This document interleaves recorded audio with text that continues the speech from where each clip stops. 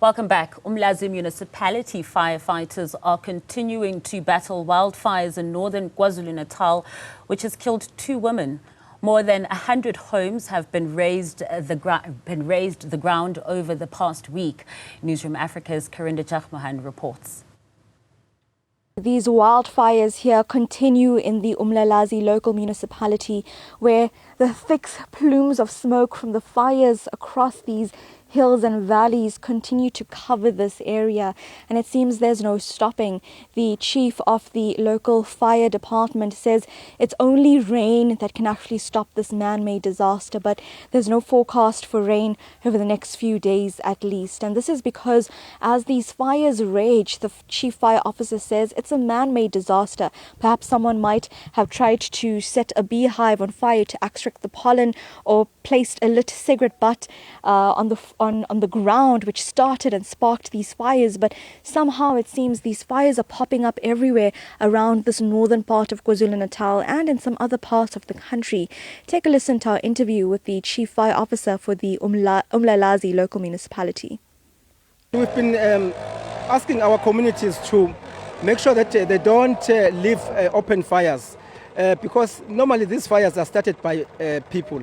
It's a man-made disaster that we are encountering, because we know we just had natural disasters that swept in other houses in our area, which was a tornado just 2 weeks ago. Now we are encountering this situation of failed fires. Now, these firefighters have been working throughout the night, throughout the day, to stop these fires. Just behind me, this area was ablaze just some hours ago, creeping up to the homes here. And they were extremely concerned as the smoke engulfed their homes, essentially. Firefighters managed to smother the flames, but you can see that parts of the earth there still well alight, considering the smoke.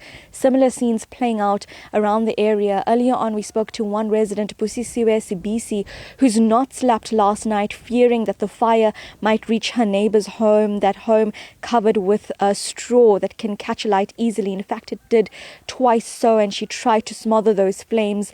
And she's extremely concerned because she saw a similar incident back in 1999. Take a listen to Sibisi. Sola ngabo 7 nje bese ngalele waze kwashaya 4 ekseni asilele sigade umlilo uyasha ngoba kunibona nje intaba zemnyama kushile. Inkinga nje nenkulu esinayo amanzi asinawo, kufanele abe siyacisha futhi icifika bazosisiza nathi bese sicishile ngoba kusho nje awekho amanzi asephele wona. Kwamanje angazi uzowathatha phi amanzi njengamanje nje kuyimanje. Inkinga leyo nje sinayo siyasha. So that's a similar concern from residents across this area, specifically this part of the local municipality. It's a relatively rural area, so there's no constant access to water. As a result, in many cases, when these fires come, the residents who are trying to protect their homes, their families, their livestock, their pets and their plants have no other option. They try and smother the flames. They try and even just remove some of what is catching alight, but there's no access to water, or very little water to actually douse these flames. Of course, at this point, it points to the issue of service delivery in this community, as well as infrastructure development, because in this case, water is life, not just for the health, but right now today you can see for the safety of residents as they see what is happening here. Just looking around these hills, there's not a place where I can't see a patch of smoke or burnt land, and that is the situation right now.